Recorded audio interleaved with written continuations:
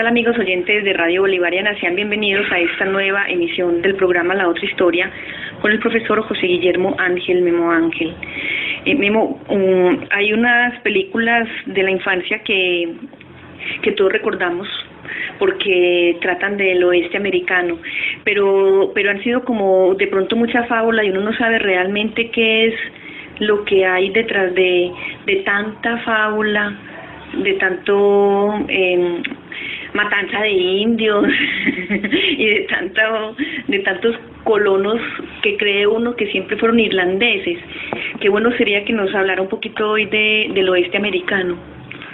A ver, si la conquista del oeste pues ha sido magnificada por todas las películas de pistoleros, ha sido magnificada por novelas. Hay una que se llama El Virginiano, de Owen Wister, que fue publicada en 1902, y ahí aparece como el modelo a través del cual las películas y la gente del oeste norteamericano.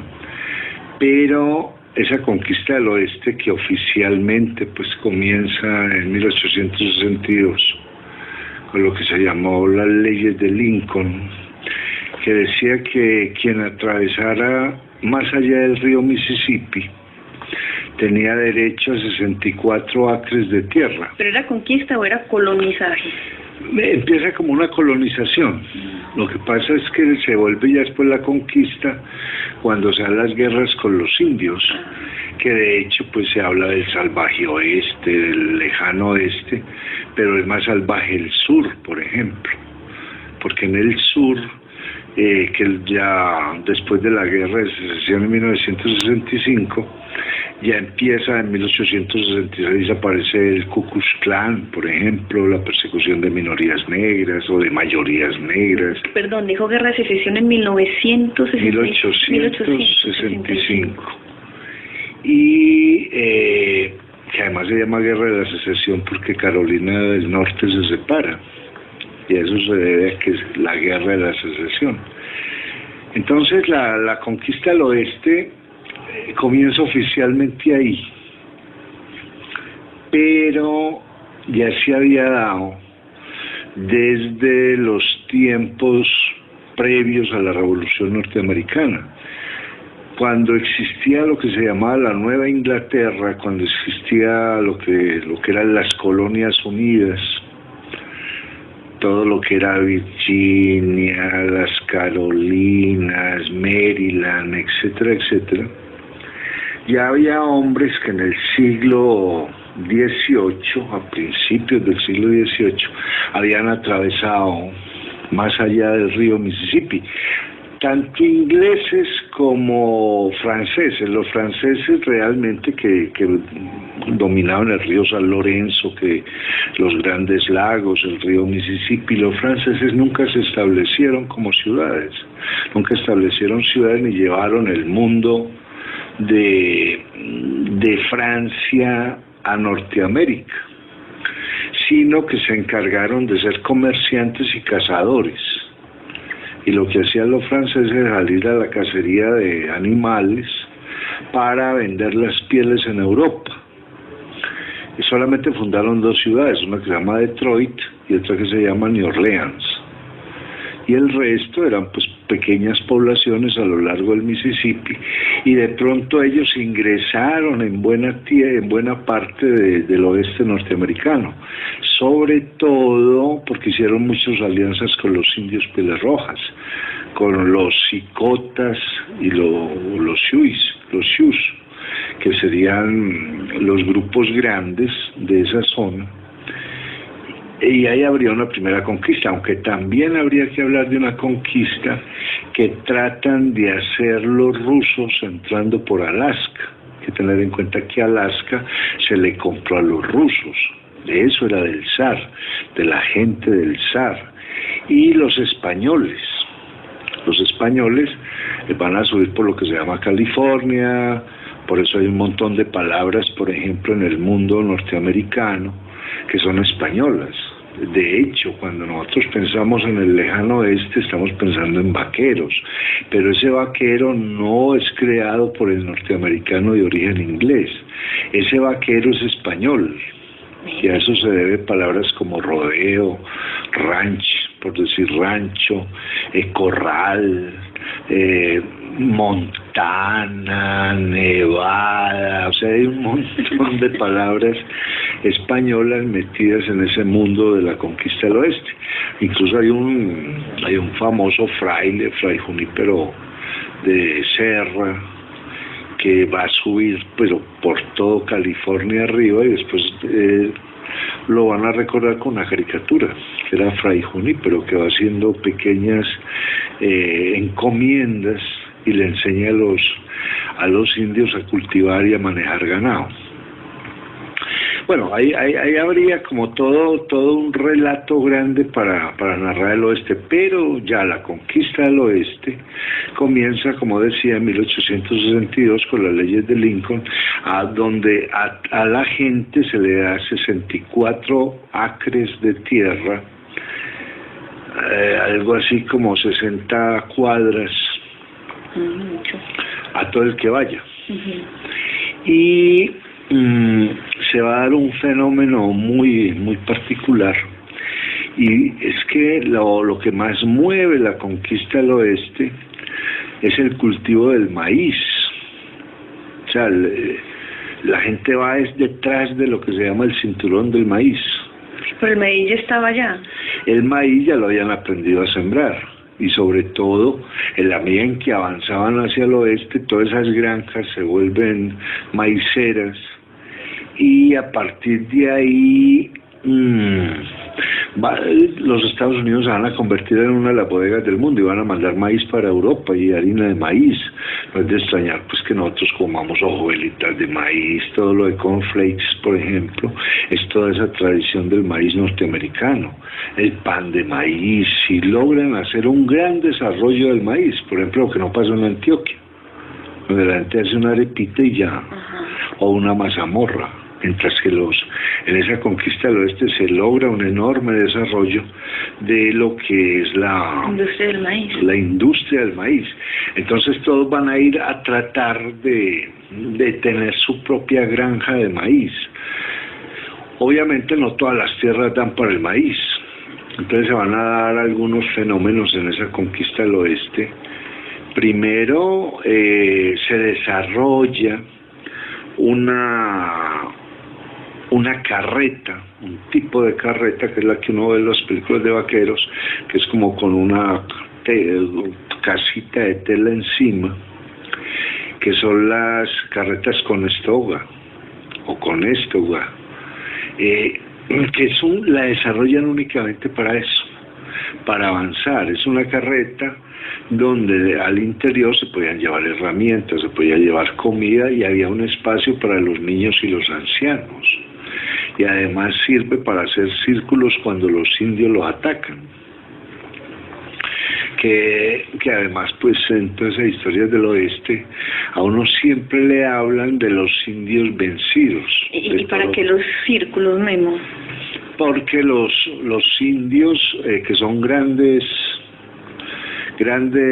jinetes, atacan en una formación muy particular. Ellos atacan como los bueyes y se vienen y luego arman un semicírculo y atacan.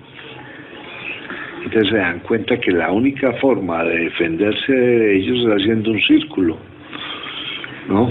Para poder detener a los indios. En ese momento, para la conquista del oeste, los indios ya manejan el caballo, muchos potros se habían ido, y los Pieles Rojas, que siempre pues fueron muy hábiles con las piernas, logran dominar ese caballo.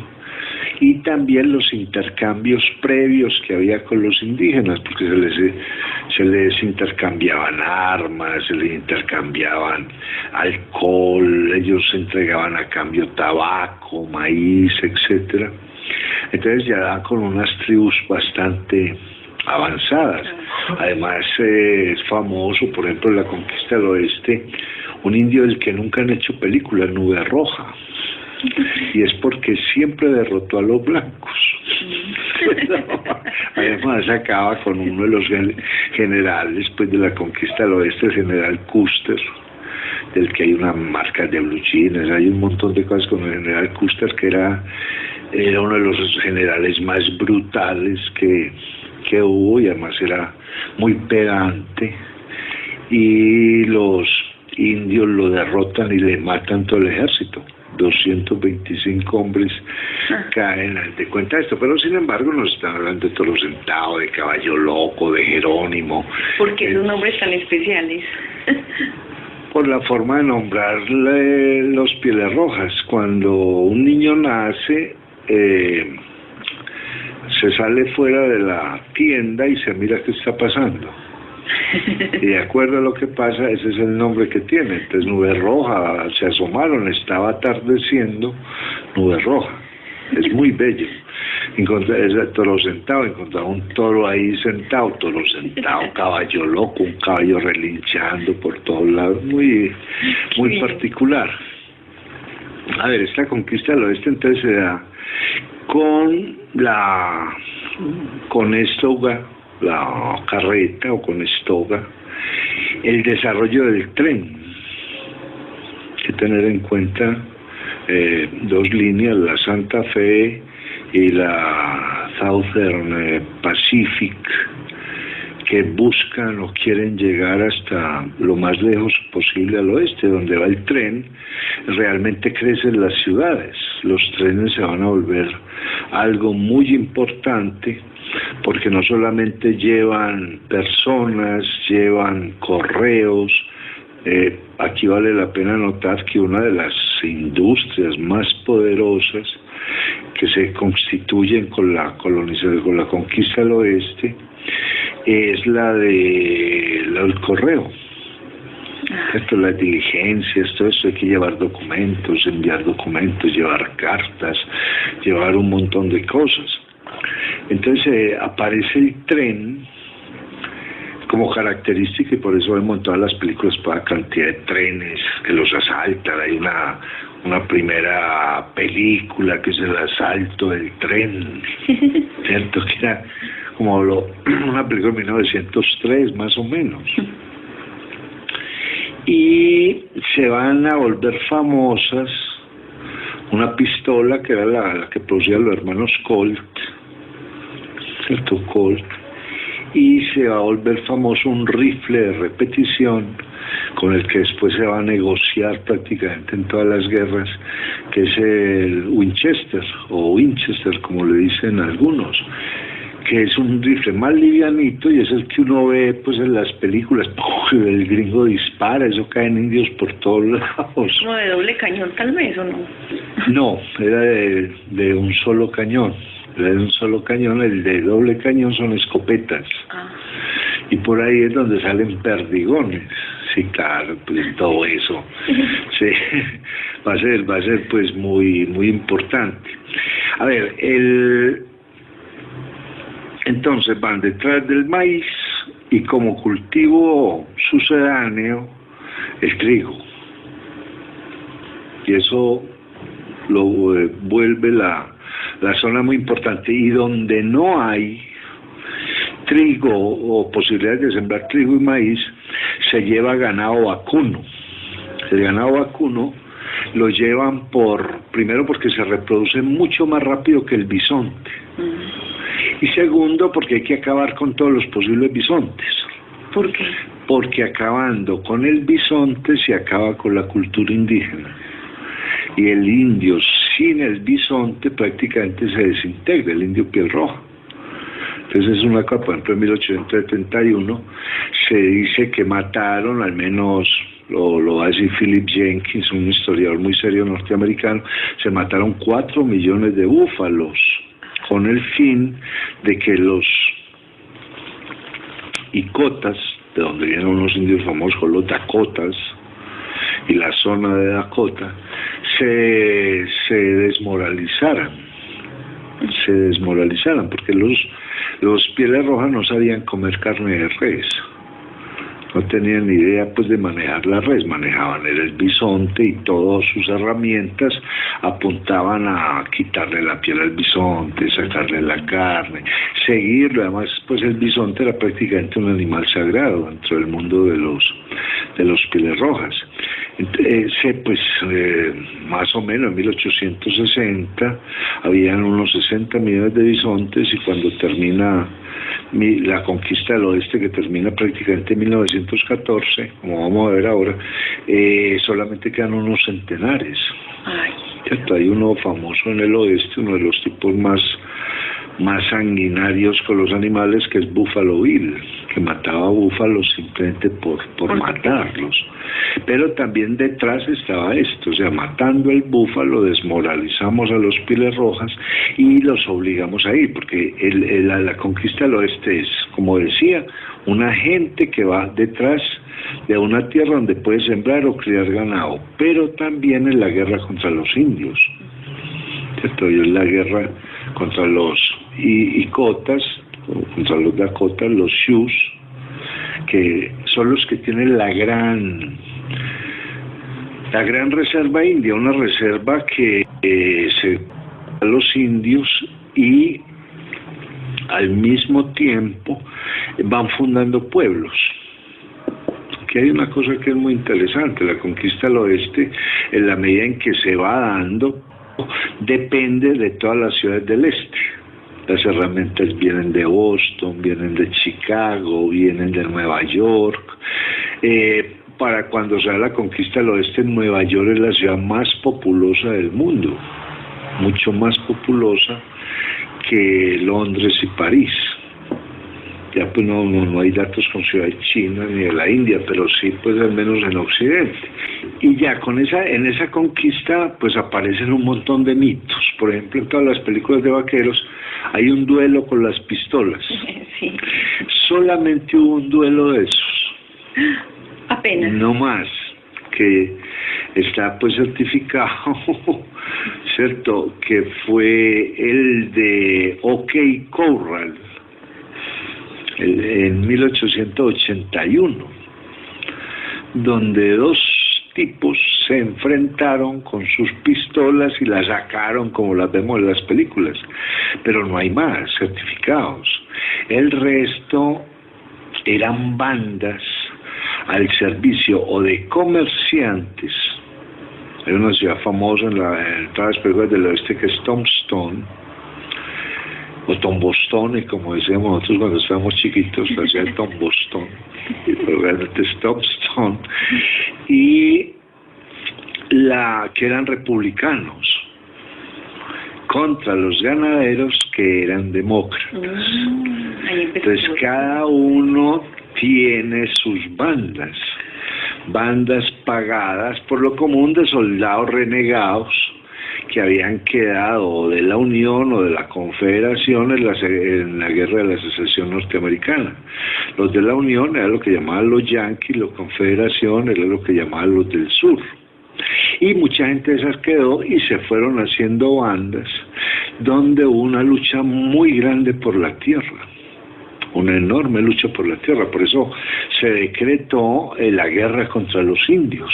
De hecho, la última batalla contra los indios va a ser en 1890, y ahí se acaba el problema indio, porque los indios quedan prácticamente sin tierras, con unas pequeñas reservas, casi todos refugiados en el Canadá, y eso pues fue fruto también de esta conquista del oeste. Entonces va a estar esa parte que es muy interesante. Y en esa conquista del oeste aparecen dos clanes enfrentados, dos grandes familias. Hay que tener en cuenta que la historia de los Estados Unidos es de grandes familias, realmente, que son los Hatfield y los McCoy, donde ellos van a tener entre sus bandas uno pues famosísimo, que es Billy the Kid, Billy el Niño, que era un neoyorquino que se vuelve vaquero, ¿cierto? Se vuelve pistolero realmente. Jesse James, que además lo matan a traición. Pero todos estos personajes de las películas realmente fueron muy extraños, muy raros, y por lo común eran bandas para evitar ¿no? Primero para quitarle las tierras a los colonos, o para detener a los colonos. Esas familias estaban peleando por tierras. Por el dominio de las tierras. Entonces lo que hacían era contratar un montón de toda esta gente a caballo, con rifles, con pistolas, sin afeitar, con el sombrero sucio, toda esa iconografía que tienen las películas, pero para detener a los nuevos colonos, a la gente que estaba llegando, sobre todo, en especial, los inmigrantes. Hay una gran novela de Howard Fast, una tetralogía, 4 libros tremendos, que la primera con los inmigrantes, ¿cierto? Y estos inmigrantes que llegaron a la isla Isles en Nueva York, de ahí en tren los llevan hasta San Francisco, y muchos los metían en las rutas de la conquista del oeste. Hay una famosísima que es la ruta Bozeman, que era la de los mineros que iban a Montana. Y aquí hay otra cosa muy interesante: esa conquista del oeste se va a volver muy fuerte en términos de expulsión, de masacres, de cosas por el estilo, cuando se encuentra oro en las colinas negras de Dakota, Black Hills, Dakota. Claro, entonces ahí vienen los gambusinos, ahí vienen los que buscan oro, vienen los mineros. Y claro, detrás de ellos vienen un montón de maleantes para tratar de quitarles el oro. Bueno, en la historia hay una cosa que es muy simpática, y es que la historia es de esa manera. ¿Cierto? Uno muchas veces se pregunta, si la historia ha sido tan cruel, ¿yo cómo es que sigo vivo?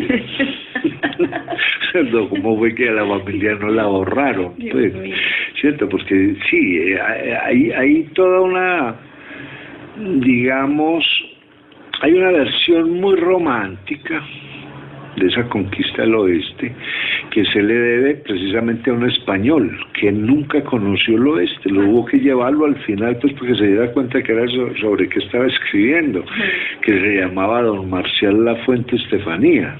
¿Y él qué escribió? Escribió unas 1000 novelas de vaqueros. Ah, casi nada. Claro, es el equivalente a Corintellado. Pero en ese mundo tan violento, el sheriff sí es como nos lo muestran las películas. No, ahí viene otro problema, que la conquista del oeste demostró que los jueces y los comisarios quedaron impotentes ante el delito. O sea que sí era la ley del revólver. Sí, esa era la ley del revólver, claro. Claro, esa es una cosa muy interesante. Aquí hay que aclarar algo: no todos los que iban eran malos.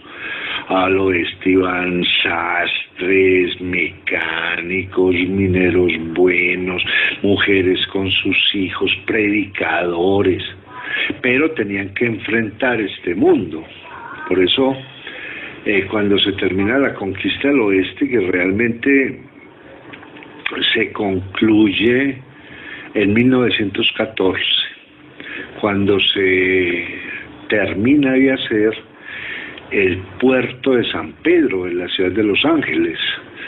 Ese puerto de San Pedro coincide con la apertura del Canal de Panamá, y eso convierte a la ciudad de Los Ángeles en la ciudad más, en el cierre de la conquista del oeste, porque había una ciudad que era San Francisco, pero cuando se crea el puerto de San Pedro en la ciudad de Los Ángeles se vuelve importantísima. Y ahí comienzan varias cosas. Primero, Los Ángeles va a regir o a gobernar lo que se llamó el boom de Texas, las perforaciones de petróleo.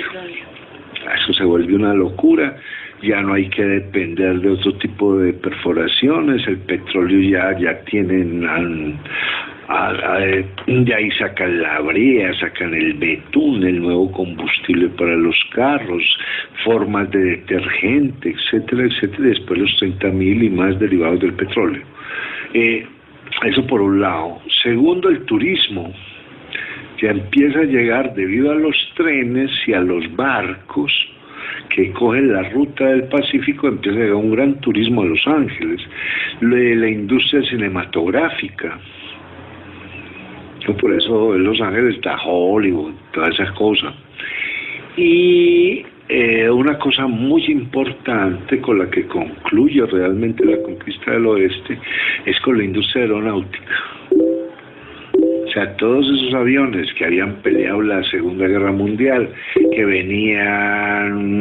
aprendieron a bombardear en la Primera Guerra Mundial, cuando los pilotos llegan solamente pueden trabajar en los circos.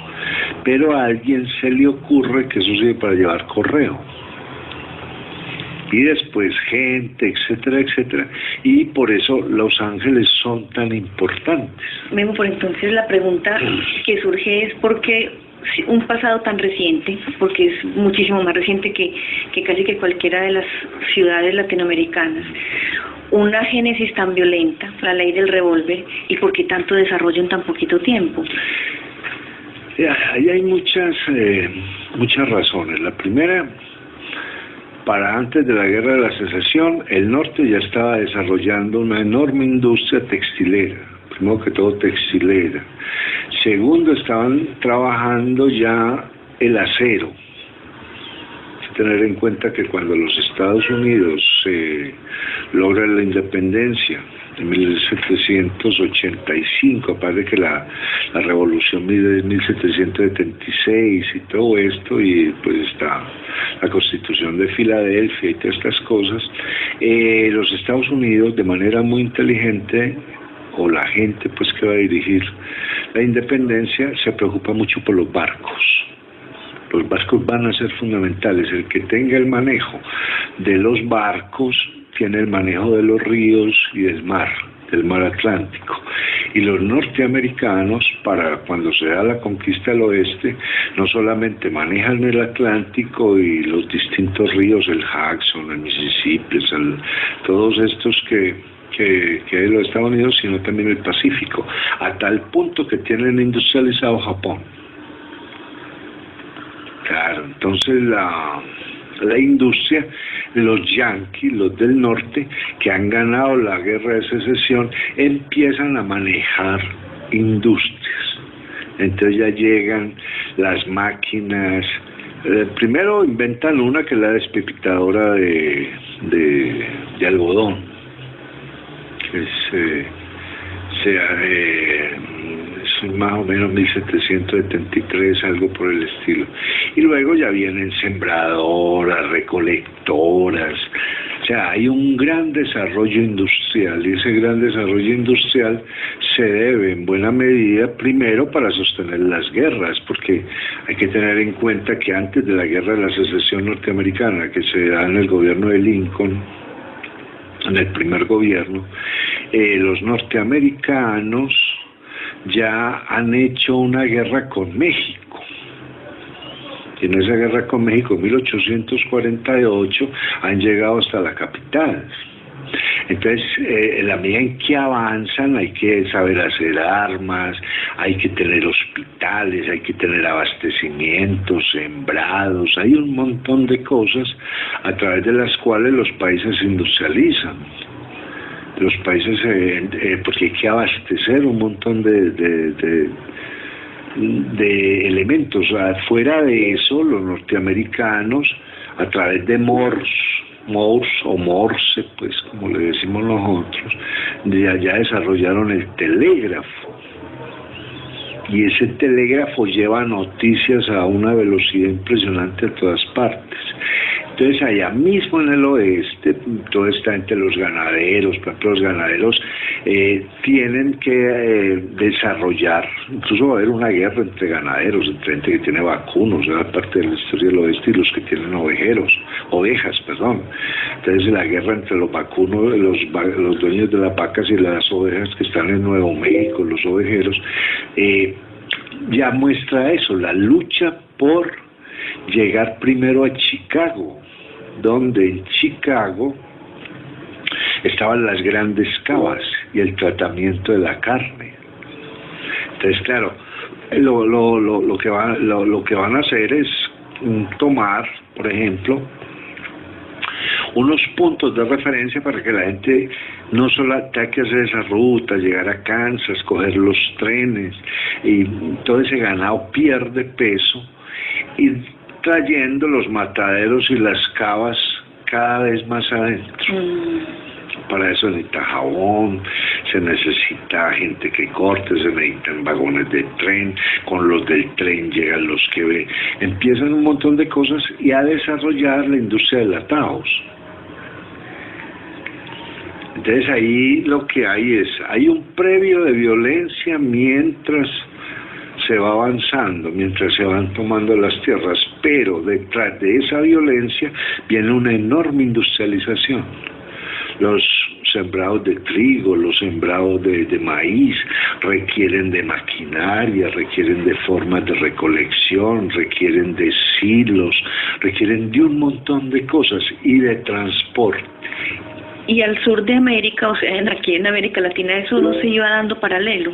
Pues eso no se dio paralelo. No, es que en América, pues yo no sé qué llegó aquí, pero lo que sí sé es que gente más miope no ha podido existir en el mundo. Alguien decía que el mundo es el infierno del sistema solar y que América Latina es la peor parte de ese infierno. ¿Por qué? Porque no se mira. O sea, esa pregunta enorme que se hizo Octavio Paz, cómo México, haciendo frontera con los Estados Unidos, no logró el desarrollo de los norteamericanos. ¿Cierto? ¿Cómo? Porque los datos sí llegaban y todo, pero por cuestiones políticas se frenó todo ese desarrollo. En tanto que los norteamericanos, con todos estos predios violentos y todo lo que fue pues esta conquista del oeste tan miedosa, lograron desarrollar un montón de industrias. Y usted dijo ahorita cuando mencionó eso, si mal no le entendí, que tenía industrializado el Japón.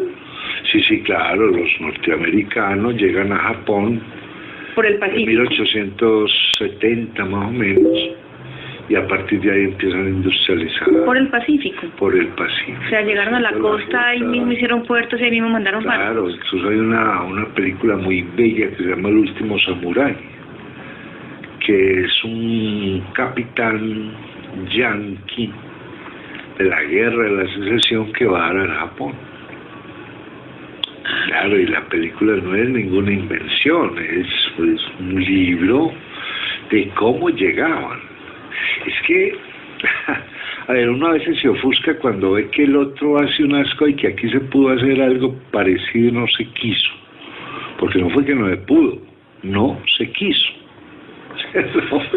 que ese es parte del problema pues que tenemos nosotros de esa miopía tan grande. A los norteamericanos para la conquista de su país desarrollan 4 cosas. La carreta Conestoga, o sea, desarrollan un vehículo para ir a la conquista. Entonces, la gente empieza a pensar, tenemos que ir así, así, así, así. No es cualquier carreta, no podemos llevar sino mulas. ¿Cierto? La mula es el animal para este carro, etc. Desarrollan el tren, pero con una fuerza impresionante, ¿cierto? Incluso para atravesar las montañas rocosas, atravesar los Apalaches, atravesar un montón de lugares que son de muy difícil acceso, pero por ahí fue a dar el tren. Desarrollan el barco con paleta, que es ese barco que tiene atrás como unas paletas que lo ayudan, van girando, y a través de ese barco conquista los ríos. Ese barco es único y exclusivamente para eso. Colombia lo tuvo, el David Arango era el último representante de los barcos de paleta, pero esos barcos no era para llevar pasajeros, eso no era para las fiestas y mucho menos pues para la afirmación del amor en los tiempos del cólera. Eso era para llevar ganado, para llevar carga, para llevar un montón de cosas. El desarrollo. Y van a creer en sus inventores. tremendo. Entonces Tomás Alva Edison, Morse, empiezan a aparecer pues un montón de gente que se va especializando y que los miran con mucho cuidado. Claro que vale la pena notar, esa tradición de respetar la ciencia les viene de Benjamin Franklin. Claro. ¿Cierto? Que Franklin, que va a ser uno de los fundadores de los Estados Unidos, tenía muy claro que un hombre no solamente debe dedicarse a la política, sino también a la ciencia y a la literatura y a la escritura. Hay una ley que es maravillosa en la Constitución de Filadelfia, que es la libertad de prensa. ¿Qué significaba la libertad de prensa? Poder imprimir lo que yo quisiera, siempre y cuando estuviera bien escrito. Qué bien. Claro, antes obligaban, había ciertas obligaciones. Ahora, esta conquista del oeste, ¿cierto? Como la venimos viendo, es una conquista muy... tienen que desarraigar, desplazar a los indígenas a como puedan y respetar muchos tratados, por ejemplo. Se van a dar encontrones con los canadienses, se van a dar encontrones con los mexicanos, hasta que irrumpe un vehículo muy importante para acabar con todo esto, que es el carro. Van a hacer un montón de carreteras para que por ahí lleguen camiones de todo, no solo con gente, sino con herramientas de trabajo. Y se va apaciguando eso. No vale la pena matarnos, no vale la pena. Vamos a poner a funcionar todo esto que tenemos. Y ahí se va frenando, claro que como todo frenazo se demora años. Y aparece como consecuencia de la conquista del oeste, primero las granjas, unas granjas súper productivas, producción al 100%.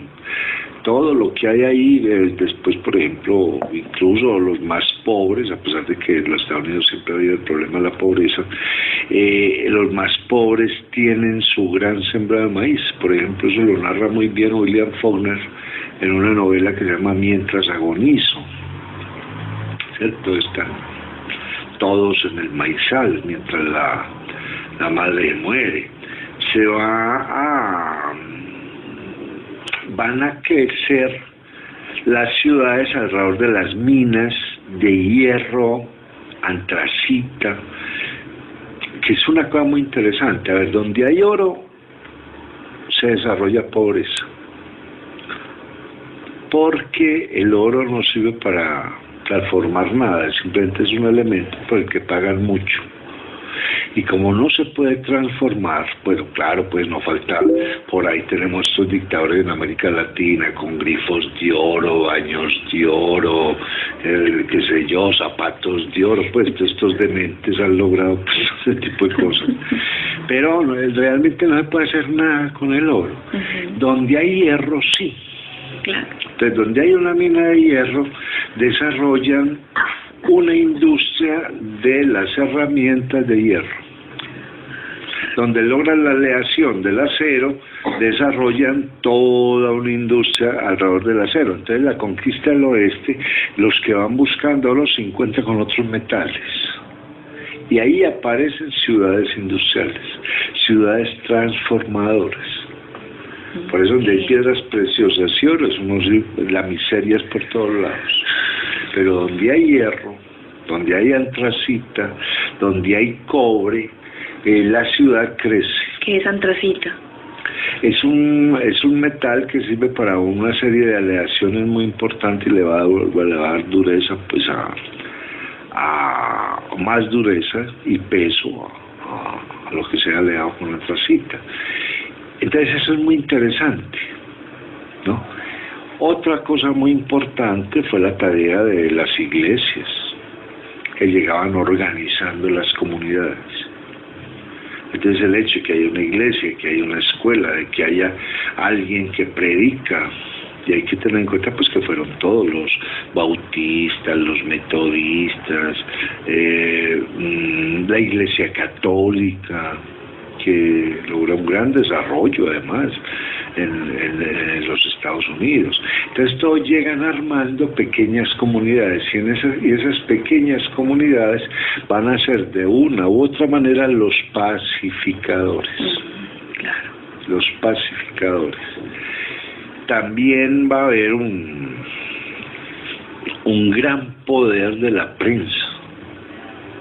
Tener en cuenta que, por ejemplo, todo el oeste norteamericano, toda la conquista del oeste a partir de 1862 está documentada por la prensa. Qué bien. Entonces necesito una foto de Toro Centavo, ahí va. La de Caballo Loco, ahí va. La de Jerónimo, ahí va. La del general Custer, ahí va. La del presidente Ulises Grant, ahí va. Y eso es muy importante, claro, porque también la prensa empezó a hacer un llamado grande: bueno, organicémonos, vamos a vivir en unas condiciones mejores, etcétera. Y la llegada de las grandes inmigraciones, porque a los Estados Unidos no habían llegado sino realmente ingleses, franceses, algunos que se van a quedar realmente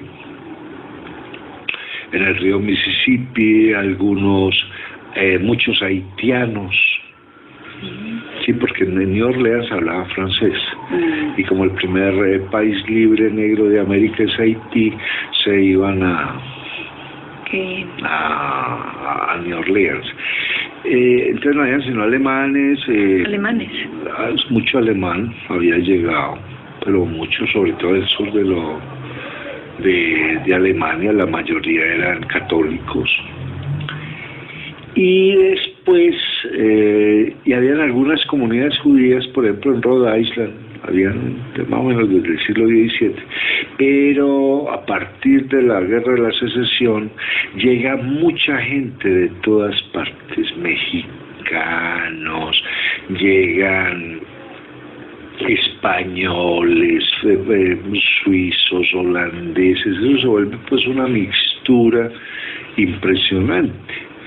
Y esta gente también que llega sin querer luchar, sin querer pelear, van a ir conformando un montón de pueblos hasta que unen el este con el oeste y finalizan prácticamente con la creación de la ciudad de Los Ángeles.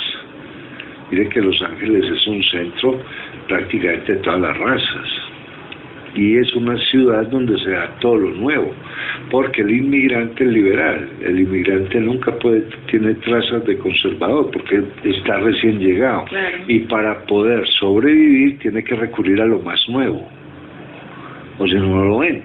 Claro. ¿Cierto? Y trabajar en lo más nuevo, que es donde la otra gente no se atreve. Entonces, claro, por eso Los Ángeles va a terminar siendo ese fin de la... ¿Cuándo fue fundada Los Ángeles, más o menos? A ver, debe ser los principios. De tal manera, eso ya era una colonia española, pues se llama Los Ángeles, ¿cierto? Debe haber sido mexicano. Sí, o sea que eso, Los Ángeles, los primeros... Los rescolditos los debía haber pasado Fray Junípero Serra más o menos en el siglo XVI, a finales del siglo XVI, pero eran pueblos miserables, claro, ¿cierto? De hecho, en el siglo XIX, a principios, se había comenzado a desarrollar San Francisco. Pero mire, que usted mira toda la costa oeste de los Estados Unidos, toda la costa que va a dar contra el Pacífico, tiene todos nombres españoles: San Diego, San Francisco, ¿cómo se llama? Los Ángeles, Montana, ¿cierto? Indiana, y etcétera, etcétera, etcétera. Es una cosa muy particular. Sí, entonces yo creo que podríamos resumir eso como que la conquista del oeste es una gente que conquista un país muy grande, tremendamente grande, porque en los Estados Unidos se sucede lo que se da al revés de Europa. La gente emigra por fuera del país. En los Estados Unidos hay una emigración interna. Hacia adentro.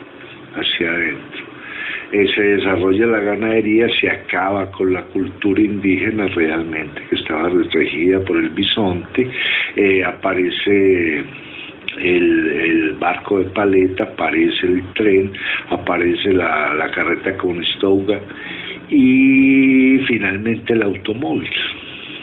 Y las comunicaciones se desarrollan mucho. Y las comunicaciones se desarrollan mucho por telégrafo de Morse. Y ahí es donde hay una cosa interesante.